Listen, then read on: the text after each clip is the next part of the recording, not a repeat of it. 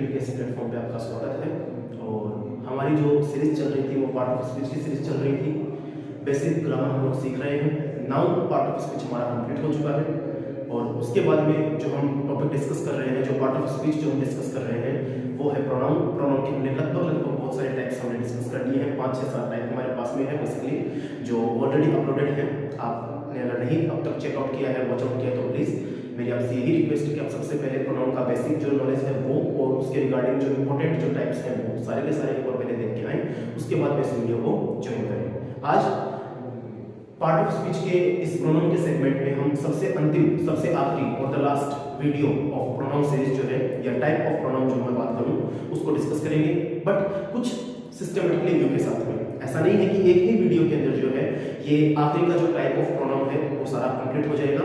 हम क्या करेंगे, इस लास्ट टाइप ऑफ प्रोनाउन के जो मैं आपको बताऊंगा थोड़ी देर के अंदर, उसकी कुछ 3-4 सेगमेंट्स रखेंगे सो दैट आपको ये जो प्रोनाउन है आपका आखिरी वाला जो प्रोनाउन है वो आपको अच्छे से समझ में आए। ठीक है, आइए शुरू करते हैं क्लास। देखिए हमारा पार्ट ऑफ स्पीच चल रहा है सर कौन सा, प्रोनाउन। और प्रोनाउन के अंदर जो हम आज टॉपिक डिस्कस करने वाले हैं वो कौन सा है सर, तो वो टॉपिक हमारे पास में आता है रिलेटिव प्रोनाउन। देखिए आज हम इस क्लास के अंदर, आज इस वीडियो लेक्चर के अंदर हम लोग क्या करने वाले हैं, रिलेटिव प्रोनाउन को डिस्कस करने वाले हैं। याद रखना जब मैंने बोला रिलेटिव, जब मैं बोलता हूं इस वर्ड में क्या बेटा रिलेटिव, तो आपको सबसे पहले बैक ऑफ द माइंड एक चीज दिमाग में आती है, वो ये आती है कि सर रिलेटिव का मतलब तो वो होता है जो हमसे ब्लड में या फिर हमारे कुछ जो संबंध बनाए हुए होते हैं उनको हम रिलेटिव बोल सकते हैं। बोलते कि नहीं बोलते, मेरे अंकल है, आंटी है, मदर एंड फादर है, ठीक है, मेरा दोस्त है, तो ये सब के सब क्या है एक तरीके से, तो ये रिलेटिव्स है। ये क्या है, रिलेटिव्स है।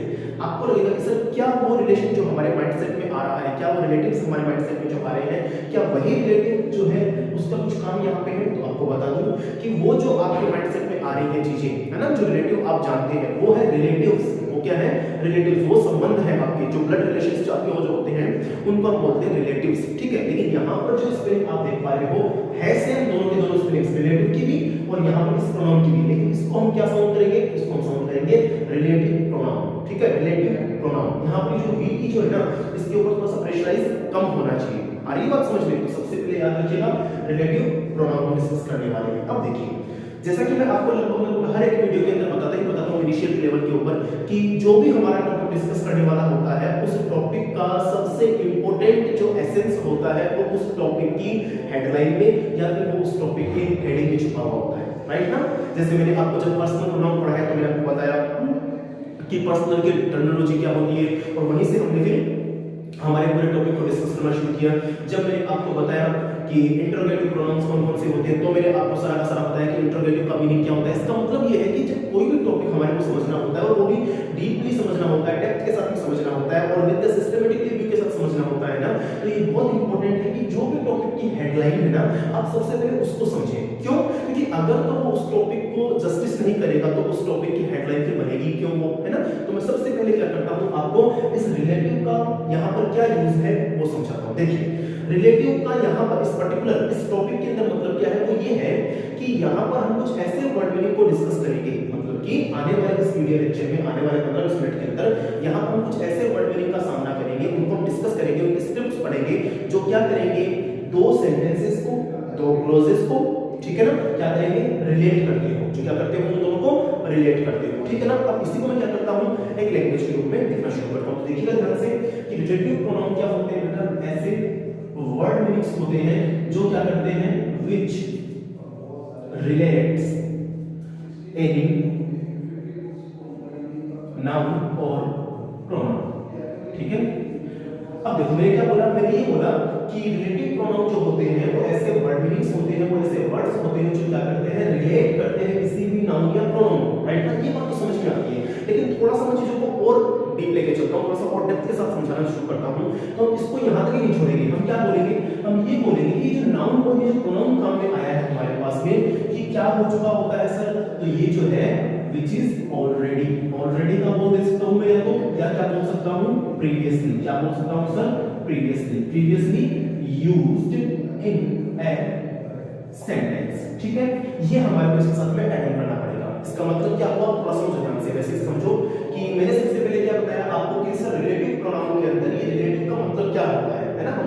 कर रहे हैं, क्योंकि जब तक वो चीज नहीं समझ में आएगी ना तो हम आगे कैसे बढ़ पाएंगे, राइट। तो देखिए ध्यान से, मैंने क्या बोला कि विच रिलेट्स, ऐसा कोई भी वर्ड नहीं जो क्या करता है, रिलेट करता है किसी भी नाउन या प्रोनाउन को। इतनी बात तो समझ में आती है, लेकिन ये जो नाउन और ये जो प्रोनाउन को रिलेट करेगा ना, वो नाउन या फिर वो प्रोनाउन जो है ना बेटा, वो क्या हो चुकी होगी, वो प्रीवियसली आपके सेंटेंस में एक बार काम में आ चुकी होगी।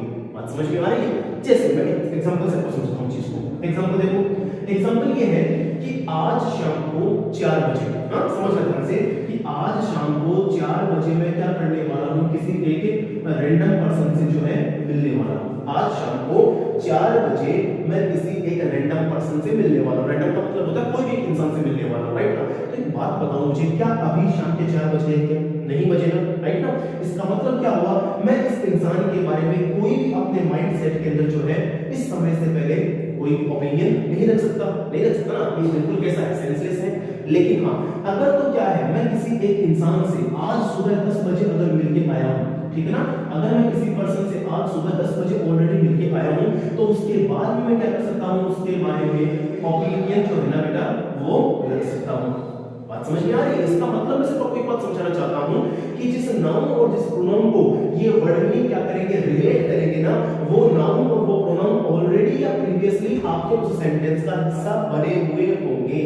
आगे बात समझ में? क्यों? क्योंकि अगर वो नाउन और वो प्रोनाउन जो है वो अगर बीच के अंदर या स्टार्टिंग के अंदर नहीं आए हुए होंगे, तो फिर ये जो वर्ड मीनिंग जो डिस्कस करेंगे ना आगे, वो किसको रिलेट करेंगे?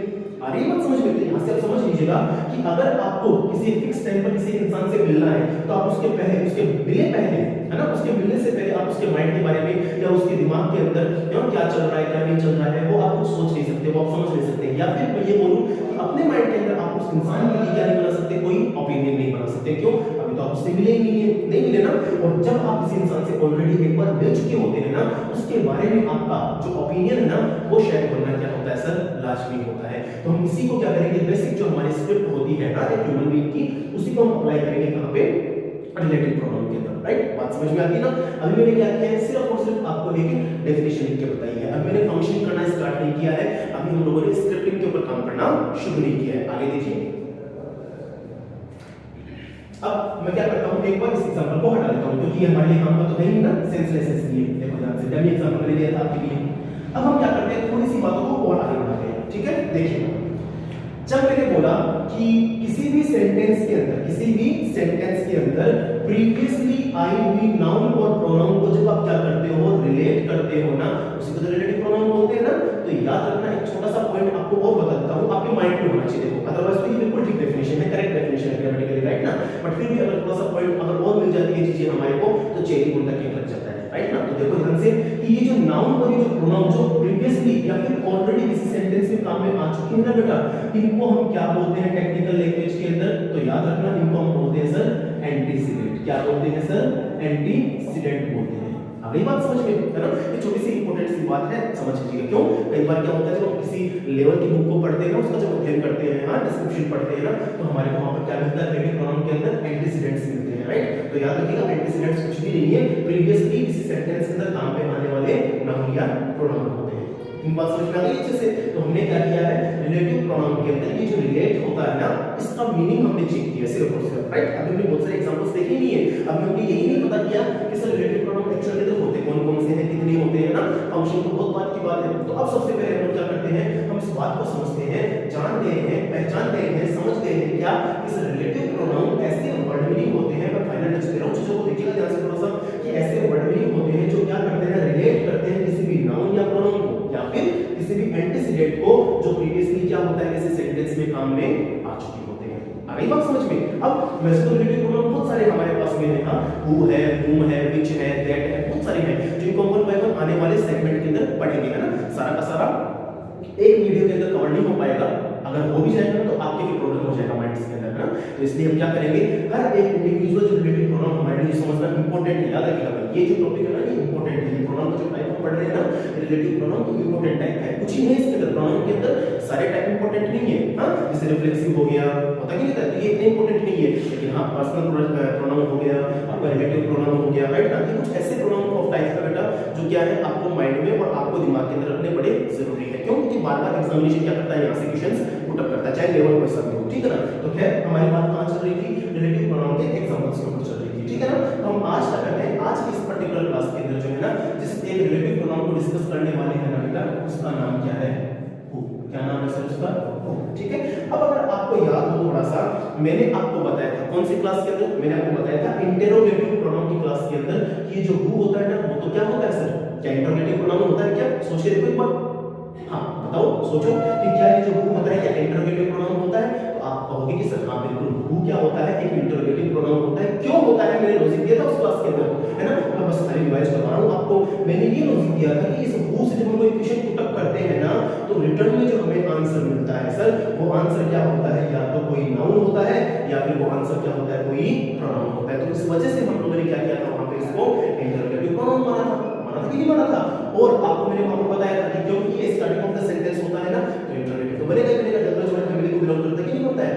लेकिन अब यहाँ पर इस WH को आपको क्या नहीं मानना है सर, आपको ये नहीं मानना है कि रिलेटिव कि सर ये इंटरोगेटिव प्रोनाउन है। क्यों? क्योंकि यही इसी वर्ड मीनिंग की अब जो टर्मिनोलॉजी है ना, जो फंक्शनिंग है ना बेटा, जो स्क्रिप्टिंग है ना, वो क्या हो जाएगी, कंप्लीटली चेंज हो जाएगी, ठीक है। अब वो चेंज कैसे होगी मैं आपको बताता हूं एग्जांपल के साथ में, देखिएगा थोड़ा ध्यान से। मैं क्या करता हूं, सबसे पहले एक एग्जांपल पिक करता हूं। मैंने लिखा कि I know Mayank, I know Mayank, ठीक है। और उसके बाद मैंने कंप्लीट किया इस सेंटेंस को, हु स्टोल माय बुक। अब थोड़ा ध्यान से देखो इस चीज को, ये जो सेंटेंस लिखा हुआ है ना, इसको समझो। हम क्या करेंगे, इसका एक्सप्लेनेशन करना शुरू करेंगे, है ना, और यहीं से निकालेंगे हमारी फंक्शन को, ठीक है ना। इसके रिगार्डिंग में किस कॉन्टेक्स्ट में, हु के कॉन्टेक्स्ट में। क्यों? क्योंकि आज का जो सारा का सारा वीडियो रहेगा वो सिर्फ इस पर बेस्ड रहेगा, रिलेटिव प्रोनाउन जो हु है उसके ऊपर बेस्ड रहेगा, ठीक है ना। बाकी अदर क्लास के अंदर, अदर किसी सेगमेंट के अंदर, किसी अदर किसी एक रिलेटिव प्रोनाउन के बारे में बात करेंगे। फिलहाल के लिए टॉपिक पे आओ। तो मैंने बोला I know Mayank who stole my book. अगर आप थोड़ा ध्यान से देखो ना, तो आपको नजर आएगा कि सर ये जो हु है ना, ये एक WH वर्ड फैमिली का होने के बावजूद यहाँ पर इस सेंटेंस में बीच में आया है, आया कि नहीं आया, बीच मींस मिडिल में आया है, मिडिल में आया है। इसका मतलब एक बात तो समझ में आ गई कि सर इसने क्या किया है, कोई ना कोई लिंकअप का काम किया होगा।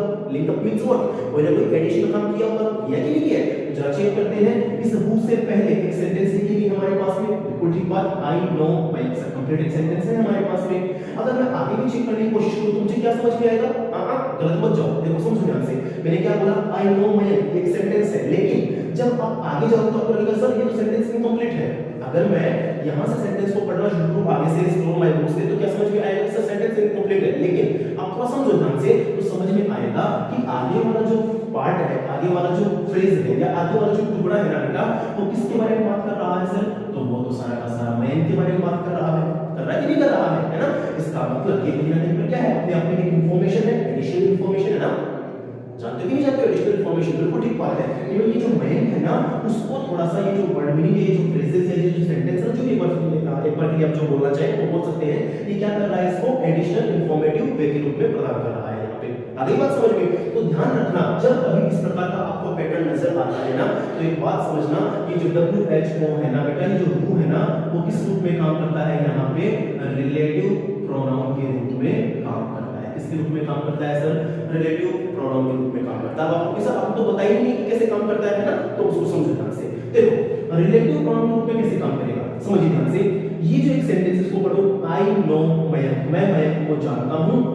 हु जिसने क्या किया, स्टोल माय बुक, जिसने मेरी बुक को चुराया, है ना, जिसने मेरी बुक को चुरा लिया। इसका मतलब इस हु ने क्या किया है बेटा, इस सेंटेंस के अंदर जो है इस पार्ट ऑफ इंफॉर्मेशन को क्या किया है, ऐड ऑन किया है कि नहीं किया है, आया ना, एक बात। दूसरी बात, अगर आपको अभी भी नहीं समझ में आ रही है ना, तो एक काम करो, जो ऊपर डेफिनेशन लिखी पड़ी है ना, उसको इसमें इंप्लीमेंट करने की कोशिश करो। आओ समझाता हूं चीजों को, देखो थोड़ा ध्यान से। डेफिनेशन क्या बोलती है कि relative words are the words which relates any noun और प्रोनाउन, राइट ना। एक बात जरा मुझे बताओ, क्या ये नाउन नहीं है, क्या नाउन ही तो है ना, तो मैं इसको डिनोट करता हूं, है ना, ये दूसरा नाउन है ना, ये नाउन है कि नहीं है, ये नाउन को डिनोट करता है। और कौन सी नाउन को डिनोट करता है, या किस नाउन को रिलेट करता है, तो जो प्रीवियसली काम में आ चुकी है ना। अब देखो इस सेंटेंस के लिए तो ये जो नाउन है वही काम में आई हुई है ना पहले। एक बात बताओ, स्टोल माय बुक, ये जो इंफॉर्मेशन है वो किसके बारे में की जा रही है, किसके बारे में कन्वे की जा रही है, तो सीधी सी बात है सर मयंक के बारे में कन्वे की जा रही है, आया ना। इसका मतलब ये हुआ कि ये जो WHO बन के आया है हमारे पास में, जो हु आया है ना, वो क्या है यहाँ पे रिलेटिव प्रोनाउन है। इतनी बात समझ में आ गई। पर दूसरी बात, यहीं पर इसी सेम सेंटेंस के अंदर यही जो सेम वर्ड मीनिंग आपको एज ए रिलेटिव प्रोनाउन नजर आ रहा है ना बेटा, इसी को आप क्या बोल सकते हो, इसी को आप बोल सकते हो रिलेटिव कंजंक्शन। क्या बोल सकते हो? रिलेटिव कंजंक्शन बोल सकते हो। सब रिलेटिव कंजंक्शन कैसे बोल सकते हैं? तो एक बात जरा सोच के देखो, कंजंक्शन का मीनिंग क्या होता है बेटा? तो कंजंक्शन का मीनिंग होता है सर कि जो भी वर्ड मीनिंग क्या करता है, दो सेंटेंसेस को, दो क्लॉजेस को आपस में जोड़ देता है ना, जो ऐड ऑन कर देता है, उसको हम क्या बोलते हैं? उसको हम बोलते हैं सर कंजंक्शन। बोलते कि नहीं बोलते? आप कहोगे सर यहाँ पर तो सेंटेंस नजर आ रहा है, लेकिन अभी थोड़ी देर पहले आपने बोला कि ये क्या है? ये तो सिर्फ एक इंफॉर्मेशन है, पार्ट ऑफ इंफॉर्मेशन है कि नहीं है?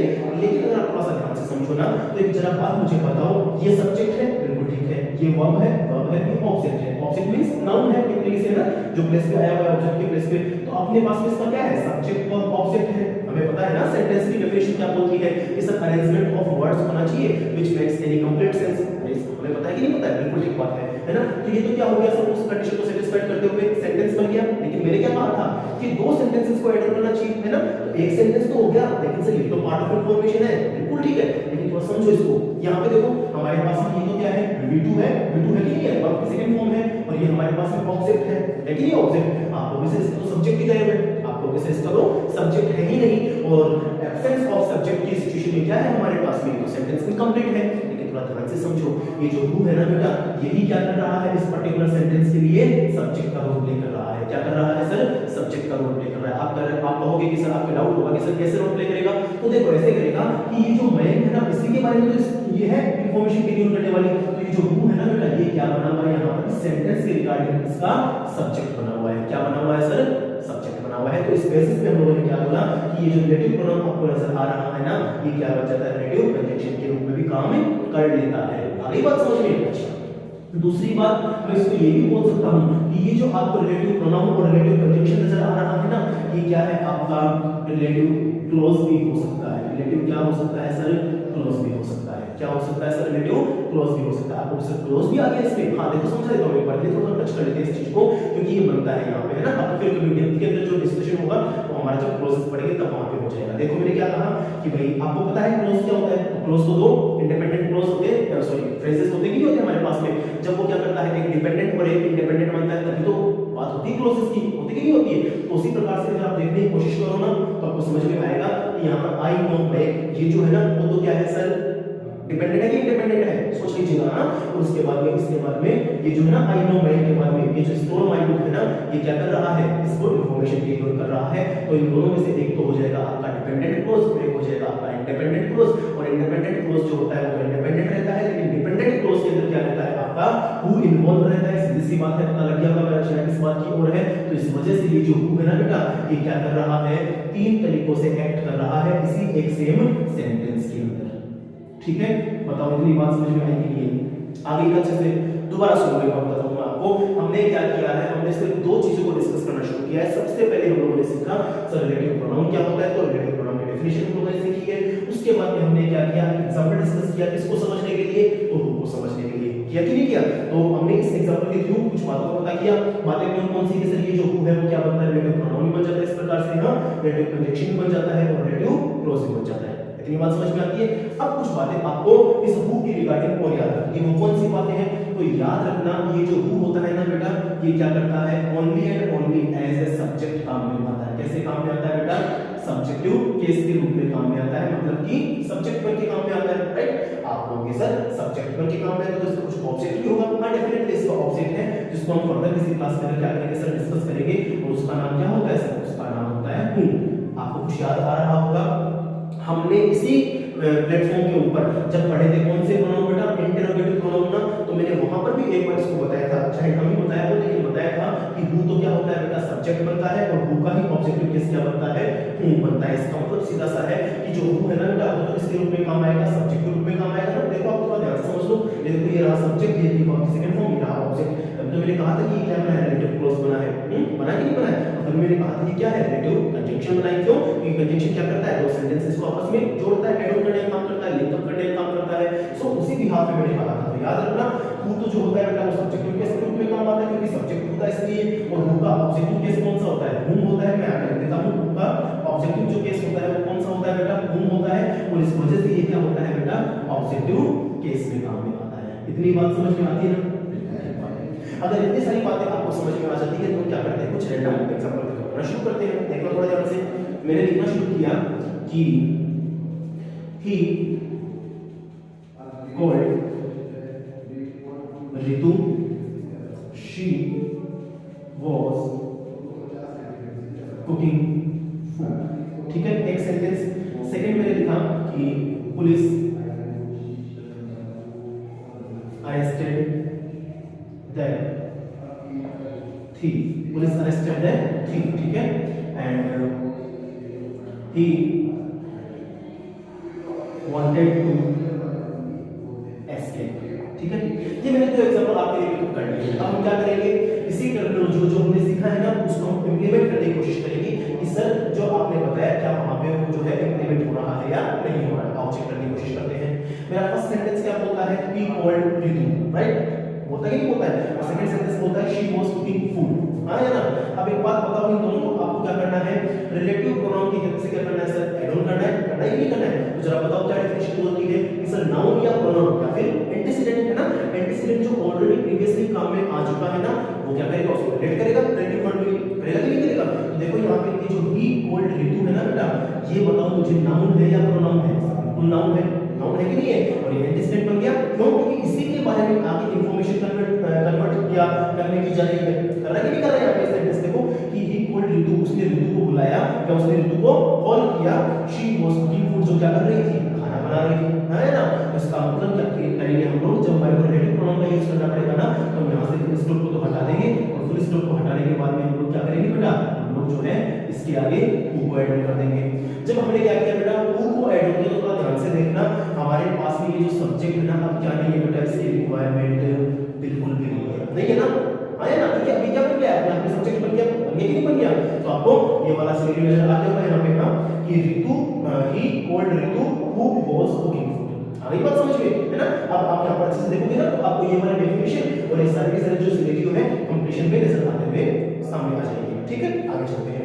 मैंने बोला police arrested the thief, police ने क्या किया, थीफ को अरेस्ट किया, और ही वांटेड टू एस्केप। आपको सीधी सी बात समझ में आती है सर कि यहाँ पे जो ही आया है ना वो एक इंफॉर्मेशनल पार्ट है जो किसके बारे में बात करता है, थीफ के बारे में बात करता है, करता है कि नहीं करता है? And if we have to use relative pronoun in the sentence category na, then what we have to do beta, we have to just imply our who word meaning कहां पे, तो कहां पे, तो देखो ध्यान से बताओ जरा मुझे, सबसे पहले ये जो सेंटेंस इंफॉर्मेशनल पार्ट बना है हमारा उसका नाउन से जो संबंध है या उसका जो प्रोनाउन से संबंध है, या ये बोलूं ये जो उसका एंटीसीडेंट है वो कौन सा वर्ड मीनिंग है, तो सर उसका तो एंटीसीडेंट ही है, है कि नहीं है? तो इसके जस्ट बाद में आपने क्या कर दिया बेटा, उनको दिया। जैसे आपने वो लगाया तो यहाँ पर ये जो ऑलरेडी एक क्या बना हुआ है, सब्जेक्ट बना हुआ है ना, अब ये क्या हो जाएगा बेटा, सेंसलेस हो जाएगा, और सेंसलेस होने की कैटेगरी के अंदर क्या हो जाएगा, इसको लिखना आवश्यक नहीं है। तो सेंटेंस क्या बचा हमारे पास में, police arrested the thief who wanted to escape. बात समझ में आ गई? और सारी की सारी जो हमारे पास टर्मिनोलॉजी है इनको हमने क्या किया है यहाँ पर इंप्लाई करके देखा है। तो जब हमने एक एग्जांपल, दूसरा एग्जांपल और तीसरा एग्जांपल सॉल्व करके देख लिया तो याद रखना हमारे पास में सबसे इंपॉर्टेंट एक जो बात होती है किसके बारे में बेटा, हु के बारे में, वो ये निकल के आती है कि दो सेंटेंसेस को आपस में जोड़ता है, जोड़ता है कि नहीं जोड़ता है, कि ये जो हु रिलेटिव प्रोनाउन होता है, देखो आप ध्यान से, ये देखो एक सेंटेंस ये दूसरा सेंटेंस, आया ना? यहाँ पे फर्स्ट सेंटेंस सेकंड सेंटेंस, यहाँ पे फर्स्ट सेंटेंस यहाँ सेकंड सेंटेंस, है कि नहीं है? दोनों तीनों को जोड़ रहा है कि नहीं जोड़ रहा है? ठीक है, तो दो सेंटेंसेस को जब क्या करता है, रिलेटिव प्रोनाउन जोड़ता है ना, और खासकर जब हम किसकी बात करते हैं बेटा, हु की बात करते हैं, तो ये जो हु होता है ना उसके पहले तो क्या आता है, कोई भी नाउन आ सकती है या कोई भी प्रोनाउन आ सकता है ना, इसको मैंने एंटीसीडेंट बोला, चेक, हाँ है ना? तो हु के जस्ट पहले या तो नाउन आ सकती है या कोई प्रोनाउन आ सकता है, लेकिन याद रखना हु के जस्ट बाद में एक बड़ी इंपॉर्टेंट बात आपको बता देता हूं, हो सकता है आपने ऑब्जर्व कर लिया होगा अब तक, तो वो क्या है, वो ये है कि अगर आप यहाँ पे देखो ना तो हु के बाद में क्या आया है बेटा, V2 आया है, हाँ आया नहीं है? यहाँ पर अगर आप चेक करो ना तो हु के बाद में जस्ट क्या आई है बेटा, हेल्पिंग वर्ब आई हुई है, और यहाँ पर अगर आप चेक करो तो हु के बाद में क्या लिखा मैंने दोबारा बेटा, V2 लिख दिया। इसका मतलब याद रखना कि नाउन और प्रोनाउन अगर आपका हु के साथ में ऐड ऑन होता है, रिलेट होता है, तो हु के जस्ट बाद में आपको किसका यूज करना पड़ेगा या करना चाहिए या आपको मिलेगा यूज किया हुआ, तो वो या तो हो सकती है बेटा आपकी हेल्पिंग वर्ब या क्या हो सकती है बेटा आपकी मेन वर्ब हो सकती है। तो ये जो एक सिनेरियो है ना, ये क्या करना है सर, आपको आपके माइंड में रखना है और रट्टा नहीं मारना है, याद रखना, समझ के करना है, और समझना बड़ा आसान है। कहां से सोचोगे तो बड़ा सिंपल सा तरीका है सर, रिलेटिव प्रोनाउन हम लोग पढ़ रहे हैं तो यहाँ से हमने जब रिलेट को पढ़ना शुरू किया, रिलेट को शुरू करना डिस्कस करना शुरू किया, रिलेटिव को हमने जब है ना तो हमारे को समझ में आया कि ऐसे वर्ड भी होते जो क्या करते हैं किसी भी नाउन और प्रोनाउन या एंटीसीडेंट के साथ में जो प्रीवियसली यूज्ड हो चुके हैं सेंटेंस में उनको ऐड ऑन करने की बात करता है, उनको जोड़ने की बात करता है। इस प्रकार से हमने इनको सिस्टमैटिक वे में चेक किया था और वहां से हमने ये बातें निकाली थी कि यही जो WHO है ये क्या करता है सर्कमस्टेंशियल बिहेवियर के ऊपर, याद रखना सर, सर्कमस्टेंशियल बिहेवियर के बेसिस के ऊपर क्या बनता है, कभी तो रिलेटिव प्रोनाउन बनता है, कभी क्या बनता है रिलेटिव कंजंक्शन बनता है, कभी क्या बनता है रिलेटिव क्लॉज बनता है। बात समझ में आती है। फिर हमने क्या किया, अपनी बात को थोड़ा सा और पक्का करने के लिए, बात को थोड़ा सा अंजाम तक पहुंचाने के लिए हमने क्या करना शुरू किया, तो हमने जो है बुक की एक प्रॉपर्टी देखी, हां देखी ना, इससे बुक क्या करता है, मुझे सब्जेक्टिव केस के रूप में काम आता है, आता नहीं आता है। और फिर हमने क्या किया, फाइनल टेस्ट करने के लिए इसके दो एग्जांपल को डिस्कस किया और जब हमने सब कुछ ये सारा कर लिया तो हमें पता लगा कि सर हु जो होता है वो रिलेटिव प्रोनाउन के रूप में तभी आएगा जब ये वाला जो एक फॉर्मेट है, ये जो फार्मूला है ना उसको कंप्लीट करेगा। फॉर्मेट क्या बोलता है आपको कि you have to use noun और pronoun at very first at your antecedent level ना, आया ना, कि याद रखना आप रिलेटिव प्रोनाउन के अंदर ये वाली बात नहीं याद रखोगे ना तो कोई मीनिंग नहीं है रिलेटिव प्रोनाउन का। याद करो बेसिक से बेसिक एग्जांपल में क्या बोला था कि आप शाम को किसी से मिलने जा रहे हो लेकिन उसके बारे में क्या पहले ही सोच सकते हो, क्या नहीं सोच सकते ना कि उसका बिहेवियर कैसा होने वाला है, हां उसका स्पीकिंग एबिलिटी कैसा होने वाला है, नहीं सोच सकते, सिंपल सी बात है। और लेकिन अगर आप किसी से पहले ऑलरेडी मिल चुके हो तो आपके बारे में या आपको अपने दिमाग के अंदर उस इंसान के बारे में सोचना थोड़ा सा आसान लगता है, लगता नहीं लगता है। तो सेम फॉर्मेट और सेम जो थ्योरी है वो यहाँ पर अप्लाई होती है रिलेटिव प्रोनाउन की सीरीज के अंदर, ठीक है। तो आज हमने क्या किया है बेटा, आज हमने सिर्फ और सिर्फ एक रिलेटिव प्रोनाउन जो होता है हु उसको डिस्कस किया है। अभी याद रखना हु को तो डिस्कस कर लिया हमने, लेकिन अभी क्या रह गया, हुम को डिस्कस करना बाकी रह गया है ना, तो इसको हम देखेंगे अपनी आने वाली नेक्स्ट क्लास के अंदर। Till then enjoy yourself.